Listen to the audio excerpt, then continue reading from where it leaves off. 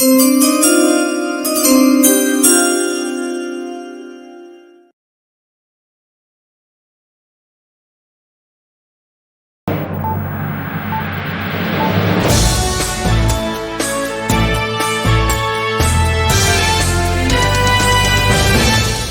going to be talking D tackles. Man, this draft is a little bit light. The defensive tackle position, honestly, is very light in this draft.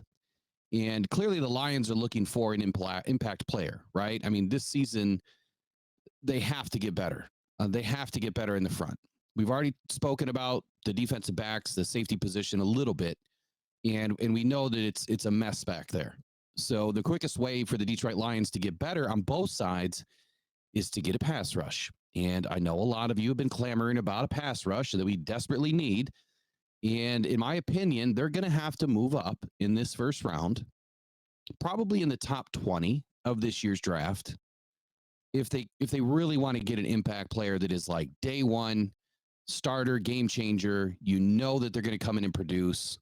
You know, there's only so many Will Andersons, right? I mean, those guys just don't exist very often. And they're definitely not always available. Now, last season, I called Kobe Turner. And I said Kobe Turner would have been a perfect fit for the Detroit Lions. And you see what he did. Up for Defensive Rookie of the Year. I mean, he had a hell of a season for the Rams. So I'm trying to find another one. And I think right now, the guy that I'm looking at could potentially be a steal depending on where he lands. But I'm not expecting him to really slip a whole lot after he has an exceptional combine. That's what we're hoping to see. But here we go. If the Lions are picking at 61 and they're trying to find a defensive tackle, it's going to be tough. But I think that this is the guy that they take if they miss out in the first round or they go a different direction in the first round or whatever Brad Holmes is going to do, he's going to do. So there's a guy that I like. He's currently a day two guy. He's ranked in the fourth round by many of the different sites out there. And his name is the Duke, Dwayne Carter. 6'3", 305 pounds, the Duke University, nicknamed the Duke. Like I said, he is a day two guy, fourth round. I see him moving up. I do. I see the guy moving up. And here's why. He's very versatile. He can play anywhere along the line. I mean, nose, edge, outside tackle, inside B, A gap. Doesn't really matter. The guy can do it. But in the NFL, that's going to change. He's going to have to really hone in on what skill, you know, that your team is going to try to pull out of you and where do you fit, you know, scheme-wise. And that's where he's going to be a three technique, very similar to a Lee McNeil. Matter of fact, he has a lot of the same intangibles of an Lee McNeil, just bigger, better, in my opinion. You know, if they were 3 years in the NFL each and they both came out at the same time, I think that Carter would end up being a much better product than Aleem is right now. And that's a good thing to say. I'm not saying anything bad about Aleem. That's a good thing. But here's where we know this guy can fit. He is the only three-time captain in Duke history. And we know who likes captains. Brad Holmes. So team captain 2021, 22, and 23. Second team All-ACC 2022. Third team All-ACC 2021. He had a little bit of a setback, I think, in 2023. Wasn't as crazily productive this last season, but I also believe teams were scheming him a little bit differently too. Here's another reason why he fits. Dwayne Carter, direct quote, don't know who said it, but Dwayne Carter is a high IQ and active three-down starting caliber defensive lineman. Someone on his team made that quote. It was in one of his bios that I read, but I didn't find the name. Pedigree. We talk pedigree and DNA quite often. And his father played for the Ohio State University. I think it was sometime back in the 90s. Great character guy. I mean, this guy is working, you know, at a very young age, working with his family at a nonprofit that they worked with or for. So throughout his younger years, he was always helping out the community. Comes from a strong family background.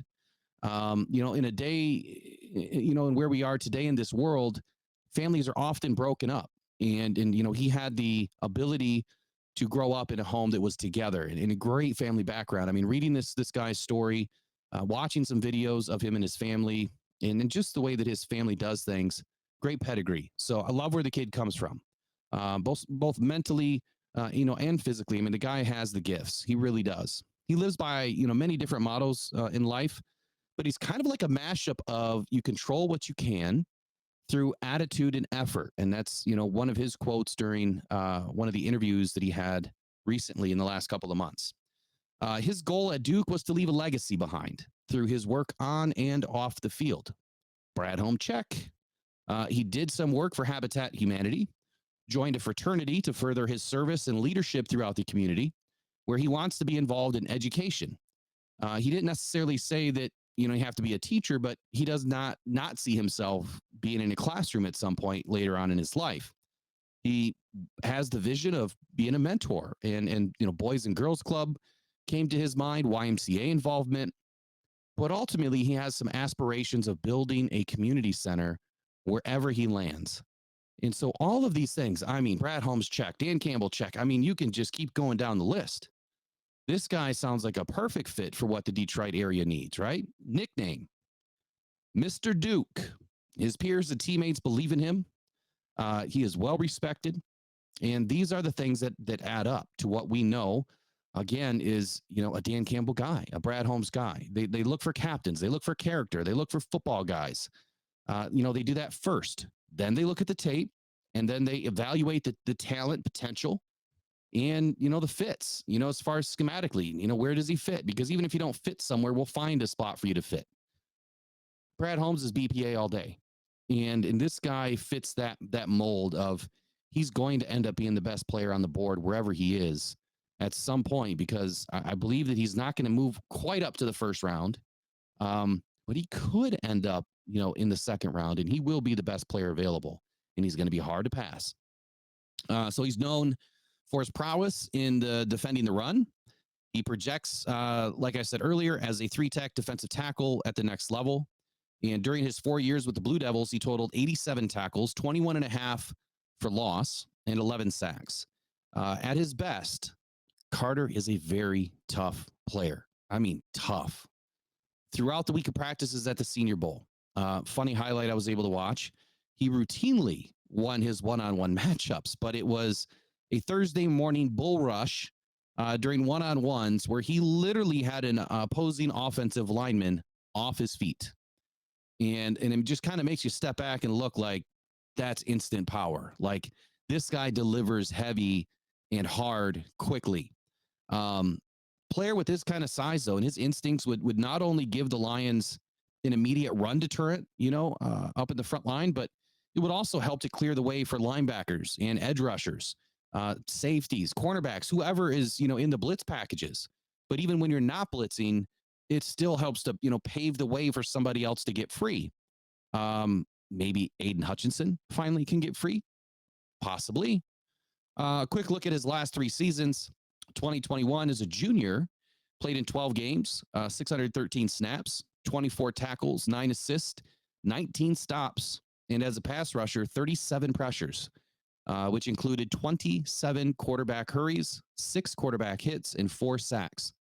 Not too shabby. As a senior in 2022, he logged 12 games, 594 snaps, 20 tackles, 6 assists, 23 stops, and as a pass rusher, 50 total pressures. So, he got a little bit better, which also included 37 quarterback hurries, 10 more than the previous season, 5 quarterback hits, and a whopping 8 sacks. This guy can do it. I promise you. Go watch the tape. I'm going to put some links actually in the description for some highlights, because YouTube is being dumb with me doing highlights. Sometimes they like to say I don't own it and somebody else owns it, but yet the only person that owns it is the NC2AA. So how could anybody else own it?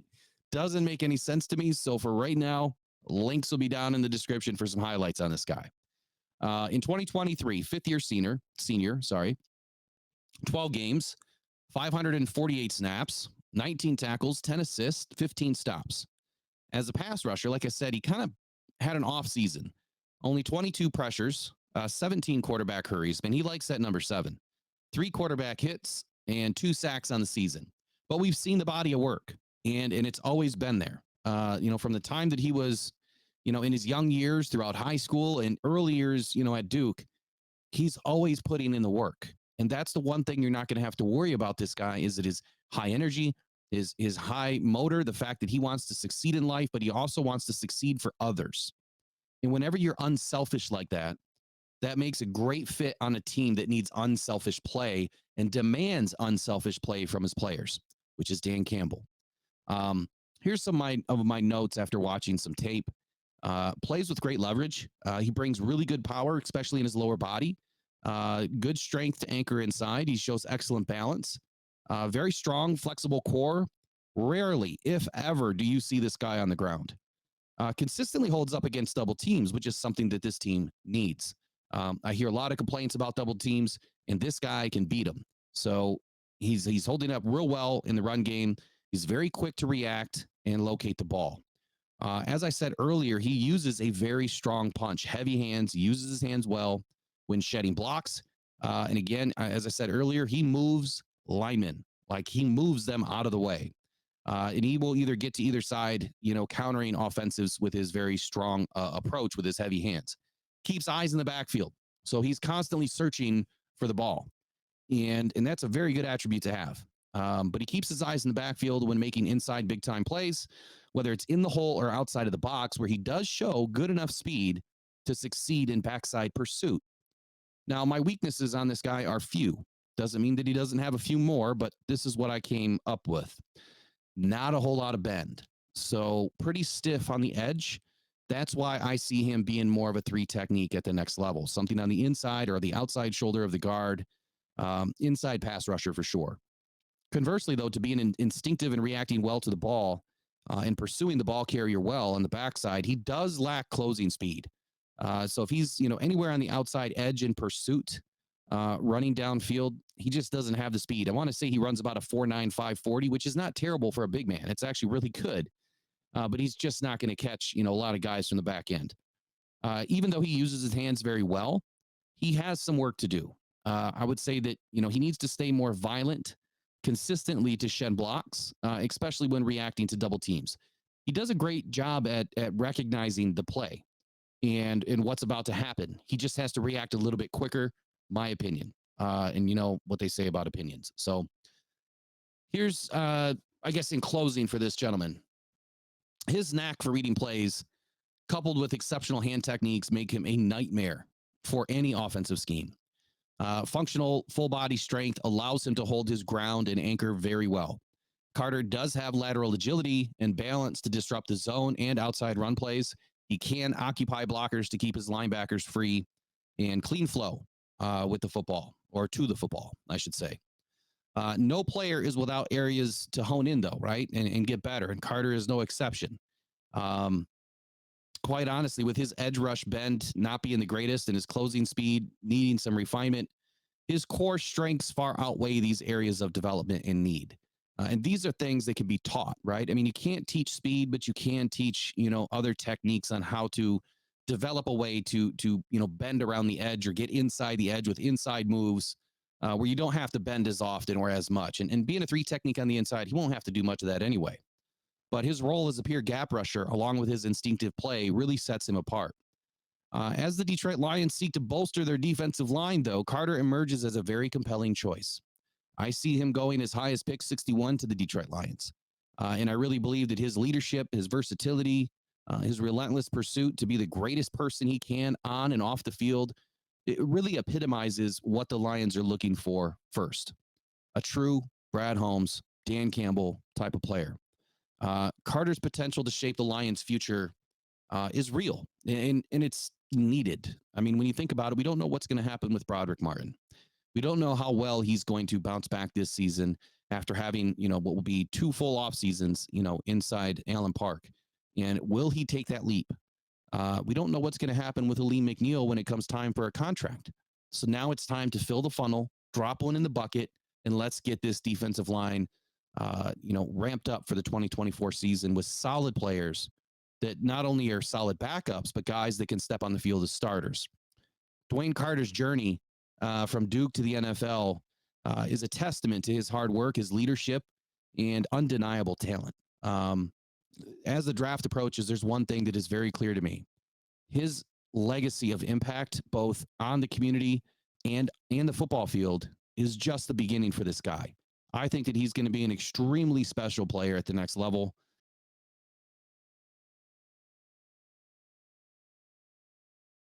I really appreciate you guys taking the time to watch this profile on Dwayne Carter Jr. Don't forget to subscribe, hit that notification bell to stay updated on all of our future NFL draft prospect coverage. And who do you think is going to be the biggest steal in the draft? That's my question for you. Let me know in the comments below. But as always, let's go One Pride. Let's go Detroit Lions. We'll see you in the next one.